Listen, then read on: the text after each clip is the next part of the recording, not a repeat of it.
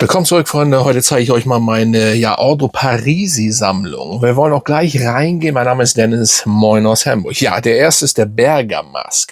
Ordo Parisi steht für sehr spezielle Düfte, würde ich mal behaupten. Es ist noch nicht mal angegeben, was da drin ist. Und selbst wenn man es findet, auf manchen Seiten ist es immer so ist es dann auch wirklich drin, und dementsprechend sage ich das eigentlich wie wenn ich andere Düfte vorstelle, das, was ich so rieche, das ist so der erste Hauptpunkt für euch, der wichtig ist, vor allen Dingen bei Ordo Parisi, außer vielleicht, wenn man von Moschus redet, ne? So, Moschus ist nämlich eine Grund-DNA, finde ich, von Ordo Parisi in meiner Nase. Er nimmt sehr viel Moschus.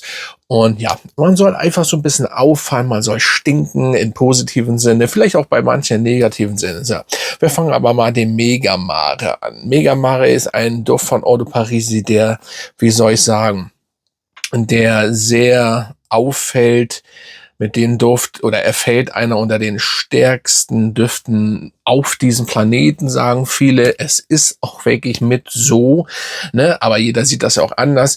Gleich mal vorweg für die Leute, die meinen, der hält nur 2-3 Stunden, Leute, das ist entweder hier nur Clickbait für euch, keine Ahnung, ob da einer drauf reagieren soll, oder ihr habt einfach den falschen oder ein Fake erwischt. Don't know, weil hier reden wir tatsächlich vom Minimum, und das ist wirklich am Minimum 12 Stunden. Und dieser Duft füllt eben Räume mit seiner moschusartigen Salznote, als würdet ihr die Titanic von unten wieder hochholen mit Rost, Eigen und so weiter. Das hört sich für viele, die diesen Duft noch nicht kennen, extrem komisch an, aber es ist eben so, dass das doch schon sehr einzigartig ist, sag ich mal. Und was diese Stärke angeht, diese Power in dem Fall, damit fing Ordo Parisi mit diesem Duft an. Auch dieser Duft, tatsächlich Megamare, wurde ich glaube, von einer günstigen arabischen Marke, war das Latafa sogar, sag ich mal, nachgemacht. Ja, da könnt ihr mal sehen, aber auch der ist nicht zu vergleichen zum Megamare. Ja, es ist einfach ein brutal starker, salziger Duft, der über Moschus kommt und so weiter, hauptsächlich salzig. Das muss man natürlich mögen. Wie alle seine Düfte, aber da kommen wir ja gleich zu denen, fällt eben jeder Duft extrem auf. Das ist einfach so. Das soll auch so sein, also wenn ihr ruhige Düfte sucht oder die irgendwie, sag ich mal, jeden gefallen sollen, dann wäre das mit Ordo Parisi nicht. Da müsst ihr Eier haben, ihr müsst sagen, ich trage das, weil ich es geil finde, weil sonst macht das keinen Sinn. Und Megamare fängt damit an. So, aber Megamare habe ich so oft vorgestellt und das kennt eigentlich auch jeder. Und deswegen gehen wir mal weiter zu Bergamast. So, Bergamast, das sagt ja schon das Wort. Also, es ist nicht jeder Bergamottenduft ein Bergamottenduft. Gleich mal vorweg. So, und wenn ihr Moschus und Bergamotte haben wollt, in, sag ich mal, richtiger Hardcore-Vollendung, dann holt ihr den von Ordo Parisi. Auch hier ist das so gemacht, ihr könnt 50 Meter, obwohl das ist eigentlich schon absoluter Bullshit, 500 Meter mit euren Kumpels, mit eurer Frau in der Stadt spazieren gehen, und dann biegt ihr um die Ecke und eure Frau riecht euch nur noch. Das ist wirklich so, das ist Bergamast, das ist Megamare, und zu denen kommen wir noch da. Das ist Moschus und Bergamotte, Punkt. Im Endeffekt muss man fast gar nichts finden. Das ist hier nicht so, wie ihr andere Bergamottendüfte kennt. Oh ja, schön erfrischend und oh ja. Nein, das ist Bergamotte mit Moschus, dunkel, fein, mächtig. So, also das sind Männerdüfte von allerfeinsten. Natürlich gleich mal vorweg, wenn eine Frau den gut findet und Bock hat auf den, tragt den bitte, ne? Aber da kann es sein, dass es ein bisschen anders wirkt, weil bei Megamare ist es so, ich hatte ja schon mal gesagt, ich werde so ein Video nochmal mit meiner Frau, also mit Amelie machen, wegen, sag ich mal, Parfüm auf die Haut sprühen und so weiter. Da kann ich noch so ein Freak sein, das noch so lange machen, über 30 Jahre, ist das einfach so, dass das nun mal kein Gesundheitssprüher oder Inhaltsstoffe sind. Das ist logisch, sollte jedem eigentlich bekannt sein. Aber es ist eben so, bei Ordo Parisi macht es Sinn, die mehr oder wenigstens ein Sprüher auf die Haut zu sprühen. Hier und da. Hier ist es wieder was anderes, aber da kommen wir dann mal zu, wenn ich das Video mache. Fakt ist aber, auch auf der Haut kann man das machen mit Bergamast. Mit Megamare müsst ihr aufpassen, aber wie gesagt, 1-2 Sprüher zum Beispiel hier nur würde da schon fast reichen. Ihr werdet wahrgenommen. Dann könnt ihr euch ja vorstellen, wie stark allgemein die Düfte sind. Nur bei Bergamasque ist es so, auf den Klamotten kann es irgendwann schwitzig riechen. Kann. Ich betone, liegt die Betonung auf kann, muss nicht. Bei Bergamasque ist das ein bisschen anders. Nichtsdestotrotz ist es ein Moschusduft. Er hat eben, wie gesagt, Moschus in den Düften drin.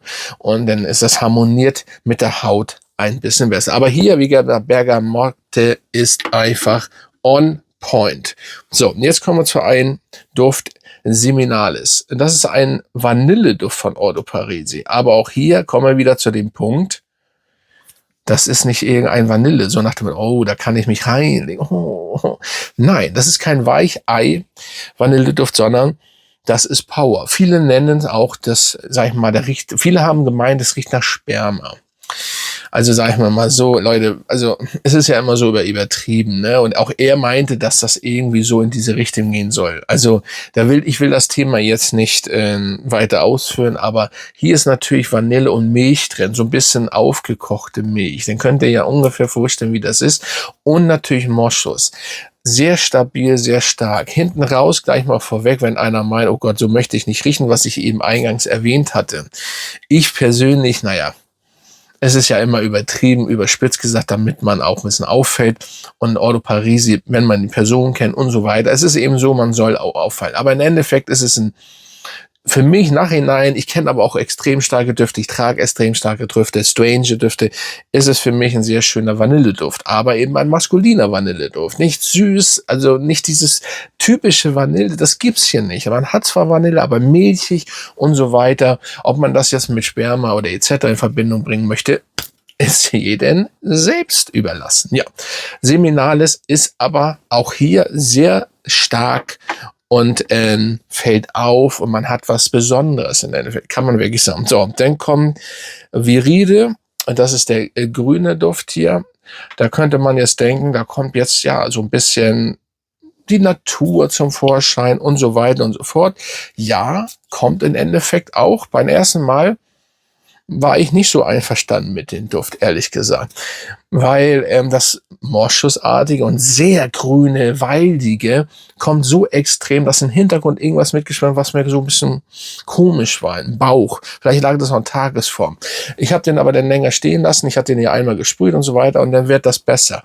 Es ist ein kühler, grüner, erfrischender, waldmoosiger Duft, der eben mit Moschus verfeinert ist und so weiter und so fort. Ich schaue hier gerade, sind tatsächlich meine letzten. Ich habe kein Eau de Parisi mehr. Das letzte Mal ich ein Räucherwerk von ihnen, ich weiß nicht mehr, wie heißt, mit den Lederum habe ich abgegeben, weil das habe ich so in ähnlicher Form schon so bei anderen Düften, deswegen brauchte ich das nicht mehr. Ich denke mal, aber noch 1, 2 Düfte vielleicht werde ich noch mal hinzufügen. Ich glaube, einen Sommerduft, der letzte, glaube ich, der soll ganz gut sein, habe ich immer noch nicht getestet. Aber das hier ist eben sehr schön grün, erfrischend, waldig, sagen wir mal so. Ja, das ist der Duft. Im Endeffekt aber auch hier sehr speziell und im Endeffekt, es gibt nichts, und ich hoffe, dass Eau de Parisi so bleibt, es gibt nichts, sag ich mal, wie soll ich sagen, guck mal, ihr wisst das, die eingefleischten Fans wissen das. Ich bin ja schon ein bisschen länger hier und Zoologist war immer meine Marke. Ist es auch immer noch. Ihr seht ja, die Flakons, ich habe ein bisschen eingestaubt hier tatsächlich, die Flakons sind die alten, inzwischen gibt's neue, aber immer wenn Flakon geändert wird auch der Inhalt geändert. 100%, das wurde auch geändert. Leider auch die letzten Düfte sind alle an mir vorbeigegangen. Ich habe sie auch gar nicht getestet, gekauft, weil Zoologist eben eine Marke ist, die sehr speziell war. Das kannst du einfach nicht immer tragen und du musst Eier haben. Jetzt sind sie wirklich Mainstream geworden, jedenfalls die letzten Male, und das ist einfach nichts mehr für mich. Die so, wie ich sie habe, und da habe ich, glaube ich, 14 Stück von, gibt's gar nicht mehr so. Auch der T-Rex. Ne, der T-Rex ist ein wirklich blutartiger Duft, rauchig, aber eben metallisch Blut. Der neue riecht nicht mehr wirklich nach Metall, so dieses Blutartige, so doll. Das finde ich sehr, sehr schade. Ich weiß aber, oder was ich darauf jetzt sagen möchte, ich hoffe, dass Eau de Parisi so bleibt, wie er ist, weil das Ding ist, und ich glaube, er bleibt auch so, er macht das nicht wie Zoologist, dass man ins Mainstreaming gehen möchte, sondern immer sehr speziell. Er hat natürlich auch noch hier eine andere, das darf man auch nicht vergessen, für die Leute, die das nicht wissen. Nasomato gehört auch ihnen. Auch die sind sehr speziell, da kann ich meinetwegen, wenn ihr wollt, auch sag ich mal, nochmal ein Video zu machen zu seiner anderen Brand. Aber ich bin jetzt erstmal mit direkt Eau de Parisi angefangen. Also, wenn ihr was Spezielles sucht, Extremes, Starkes, aber was trotzdem gut ist. Und ja, was mal anders ist, als was ihr da draußen riecht, dann solltet ihr Eau de Paris-Düfte mal testen. Und zu den anderen, im Endeffekt könnt ihr auch mal so, ich kann das jetzt schon sagen, natürlich auch logischerweise so Mato-Düfte testen, weil die sind auch genauso speziell. Also es ist also nichts anderes, man merkt einfach die Handarbeit. So, dementsprechend könnt ihr mal unterschreiben, welchen Favoriten habt ihr, welchen Duft findet ihr gut. Pipapo, und dann bin ich raus. Und bis zum nächsten Mal, Freunde.